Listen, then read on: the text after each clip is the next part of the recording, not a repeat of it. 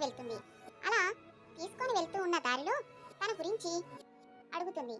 ఆ చిన్న పిచ్చుక తనతో కూడా నలుగురు అన్నదమ్ముళ్ళు ఉన్నారని, అలాగే తను లాస్ట్ పుట్టిన ఆడపిల్లనని, తనకి వాళ్ళ అమ్మ సరిగ్గా అన్నం కూడా పెట్టదని చెబుతుంది. అప్పుడు చూచి కాకికి అంతా అర్థమవుతుంది, తన ఆడపిల్లని అక్కడ వదిలేసి వెళ్ళింది అనని. చూచు కాకి ఇంటికొచ్చాక ఇలా అంటుంది.